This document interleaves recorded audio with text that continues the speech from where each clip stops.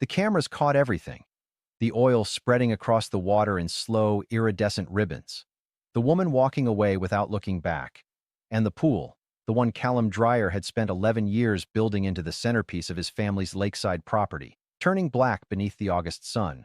What she didn't know was that the EPA investigator was already on his way, and that some acts of spite have a price tag so staggering they swallow a person whole. Callum Dreyer had not slept in 36 hours by the time the smell hit him. He was standing at the kitchen window with a mug of coffee going cold in his hand, watching the morning light move across the backyard the way it always did in late summer, slow and golden, catching the surface of the pool in long, glittering streaks. He had built that pool himself, or close enough to it. He had hired the contractors, yes, but he had drawn the plans, selected every tile, stood in the mud for 3 consecutive weekends while the excavation crews worked. His wife, Renata, had called him obsessive. His daughter, Piper, then 9 years old, had called it Daddy's giant bathtub. His son, Marcus, had simply climbed in before the concrete had fully cured and left a footprint in the shallow end that was still there, if you knew where to look. That pool was not just water and tile. It was 11 years of summer mornings. It was birthday parties and neighborhood cookouts and the specific memory of his mother floating on her back with her eyes closed the last summer before she passed, saying she felt like she was 22 again. It was, in ways that defied easy explanation, the heart of the home. So when the smell reached him, thick, petroleum dark, carrying that unmistakable chemical weight of crude oil, Callum set his mug down very slowly and told himself he was imagining it. He was not imagining it. He walked out the back door in his bare feet and crossed the damp grass and stopped at the edge of the pool deck. For a moment, he simply stood there, unable to process what his eyes were telling him. The water, his water, the water that had been clean and blue and chemically balanced just yesterday evening when he had skimmed it at dusk, was dark. Not dark the way a shadow falls on water. Dark the way something has been poured into it, something dense and spreading and wrong. The surface moved in slow, oily patterns, shifting colors from black to amber to a nauseating iridescent green wherever the sunlight hit it at an angle. The smell was overwhelming now. His eyes watered. "Dad?" He turned. Piper was standing in the doorway in her pajamas, 20 years old and home for the last week of summer before her junior year of college. She had her mother's sharp eyes and her grandmother's stubborn chin, and right now those eyes were wide, and her face had gone the particular pale shade it turned when something was genuinely wrong. "Don't come out here," Callum said. "What happened to the pool?" "I said don't come out here. Go wake your mother." She came out anyway. She always did. She stood next to him at the edge and looked at the black water for a long moment without speaking, and then she said in a very quiet voice, "That's oil. I know. Someone put oil in our pool." "I know, Piper. That's not, you can't just, that has to be illegal. That's an environmental—" "Go wake your mother," he said again, and this time something in his voice stopped her. She went. Callum stood alone at the edge of the pool and breathed through his mouth to avoid the smell and thought about Delphine Hartwell. He had known, even before he walked outside, even before the smell reached him.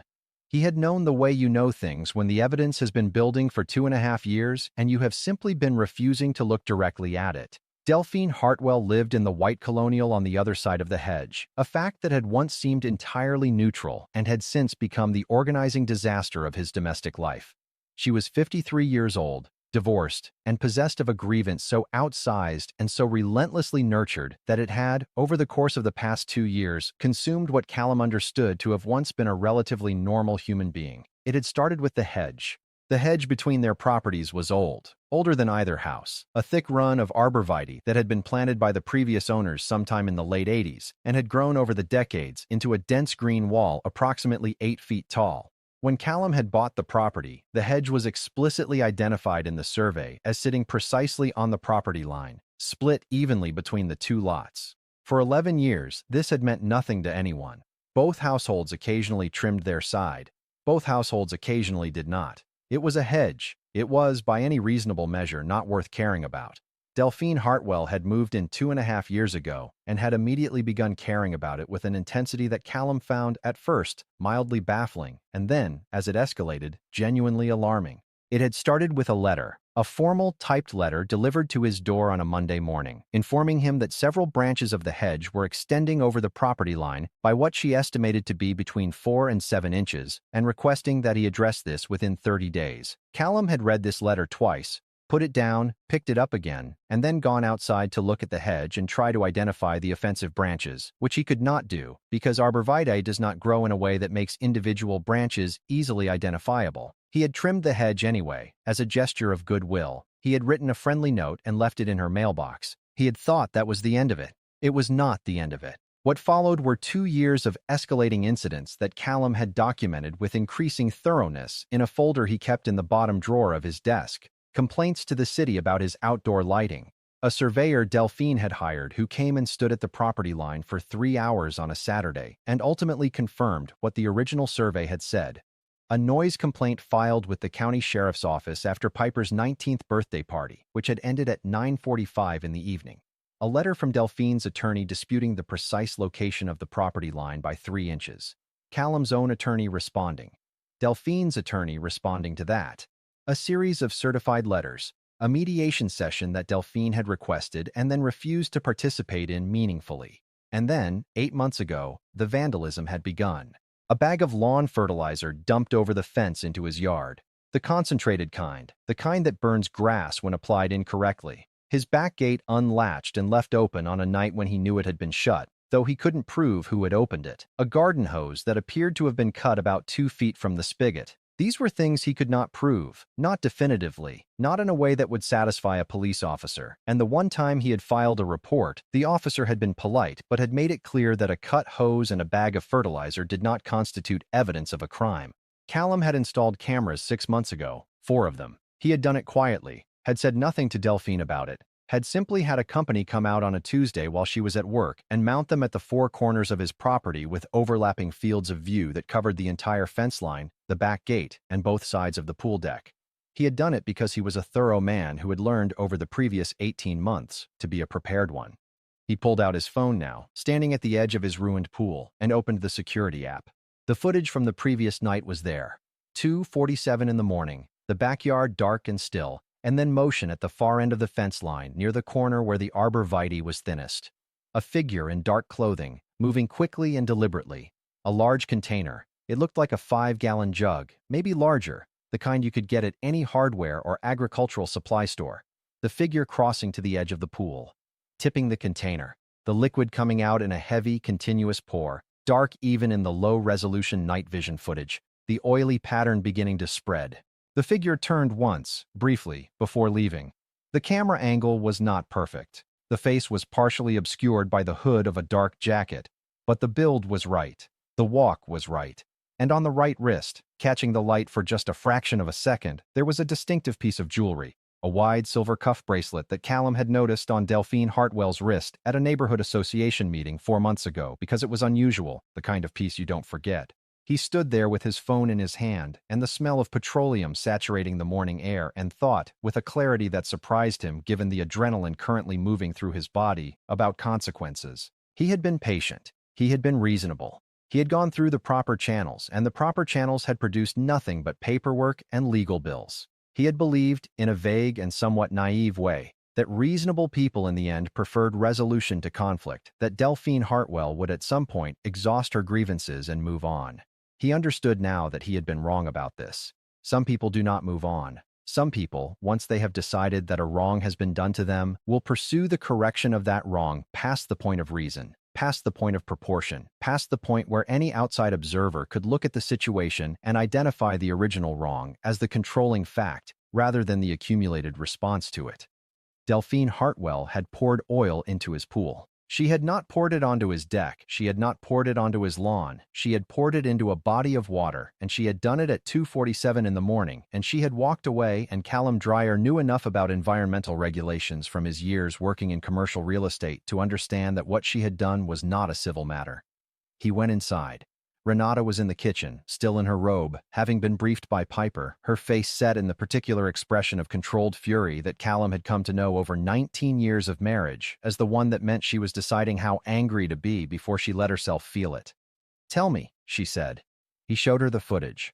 She watched it twice without speaking. Then she set the phone on the kitchen counter and said, "Call the EPA. I'm calling the police first." "Call the EPA," she said again, and her voice was very steady. "The police will make a report, and nothing will happen, the same as every other time. Call the EPA. This is an environmental violation. This is federal. Callum looked at his wife for a moment. Then he picked up his phone.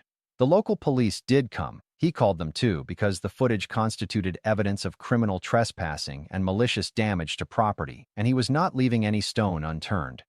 Officer Brenda Malik arrived at 8:15, took the report, examined the footage, collected a sample of the contaminated water in a sealed evidence bag, and told Callum with professional neutrality that she would be following up.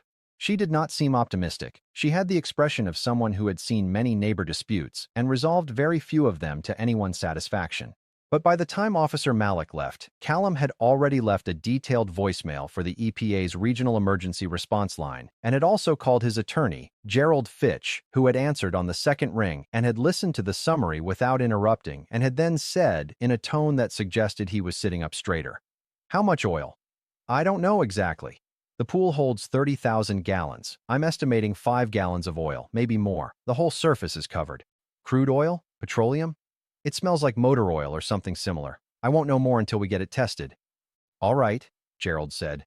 "Do not touch the water. Do not attempt to clean it. Do not drain it. Leave everything exactly as it is and document every square inch of that pool before anyone touches anything. This is not just a property damage situation, Callum. If that's petroleum product introduced into a residential pool with groundwater connectivity, and depending on how your pool is sealed and what the water table looks like, this could be a Superfund adjacent situation. The EPA takes this seriously." "I know," Callum said. "You have footage of the person doing it?" "Yes." A pause. "Good," Gerald said. "That's very good."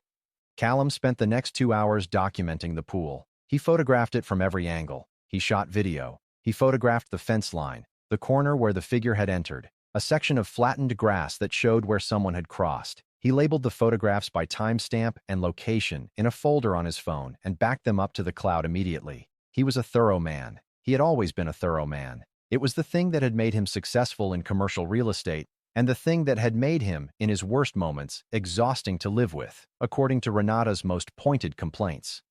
Right now, it felt like the only useful thing he possessed. At 11 o'clock, he walked next door and rang Delphine Hartwell's bell. She answered in a yellow linen blouse and reading glasses pushed up on her head, and she looked at him with an expression that was precisely calibrated to neutral, the expression of someone who has prepared an expression rather than simply having one. "Callum," she said. "My pool has been contaminated with petroleum product," he said. "I wanted to let you know that I've filed a police report and contacted the EPA's regional office. I also have security footage of the incident from last night." Something moved behind her eyes. It was brief. A flicker, a compression, and then the neutral expression reassembled itself. "I'm sorry to hear that," she said. "That sounds terrible." "The footage is quite clear," he said. "I wouldn't know anything about that," she said, and she closed the door. Callum stood on her porch for a moment and thought about what he had seen in her eyes in that fraction of a second before she had recovered her composure. It was not guilt, exactly. It was something harder and more complex than guilt. It was the expression of someone who has done something and does not regret doing it and is now simply assessing whether they have been caught. He walked back to his house and called Gerald Fitch back and reported the conversation verbatim. "Good," Gerald said. "That's exactly what she should have said, and it's also exactly what someone who did it would say. Don't engage with her again directly. Not one word. Everything through me from here on out." "Agreed," Callum said. The EPA called back at 2:15 in the afternoon. The woman on the phone introduced herself as Investigator Sandra Okafor from the Regional Compliance Office, and she asked Callum to describe what he had observed and to confirm the nature of the substance and the estimated volume.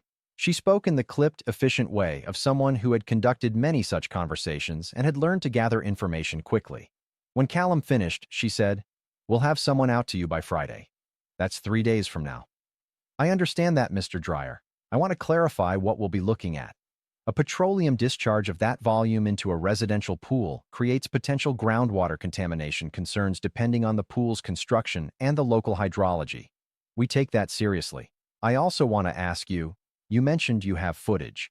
Is the identity of the person in the footage clear?" "Partially. I believe I know who it is. The police have the footage as well." "All right," she said. "Don't drain the pool. Don't add any chemicals. Restrict access. We'll be there Friday." He thanked her and ended the call and stood in his kitchen for a moment, looking out through the glass doors at the pool. The oil had spread now into a complete uniform darkness. The water was black from edge to edge. In the afternoon light, it had a certain terrible beauty, the iridescent surface shimmering with color, the way a diesel spill on a wet road does. Piper came and stood next to him and didn't say anything, which was the right thing to do. Marcus had called from college. Renata had told him briefly what happened. He had said, "Are you going to sue her?" with the directness of a 19-year-old who had not yet learned to frame things more carefully, and Renata had said, "We're going to handle this correctly," which was not the same thing as no. That night, Callum sat at his desk with the folder of documented incidents in front of him and added to it methodically. He printed the time-stamped photographs. He made a log entry for the police report with the case number. He included notes from his conversation with Gerald. He arranged everything in chronological order and noted the dates and the nature of each incident and the response and the outcome. And when he was finished, he had a document that was, in its way, its own kind of devastation. A record not just of what Delphine Hartwell had done, but of how long it had been building and how many chances she had been given to stop. At some point, Renata came in and put a cup of tea on the desk next to him without saying anything and went back to bed. He drank the tea and kept working. He was not angry, exactly. He had moved past anger into something colder and more purposeful. He thought about what Gerald had said, that this was not just a property damage situation. He thought about investigator Okafor's careful, precise questions. He thought about the footage and the silver cuff bracelet catching the light at 2:47 in the morning. He thought about his mother floating on her back in that pool with her eyes closed, saying she felt like she was 22 again. He closed the folder and went to bed and slept, for the first time in 36 hours, without difficulty.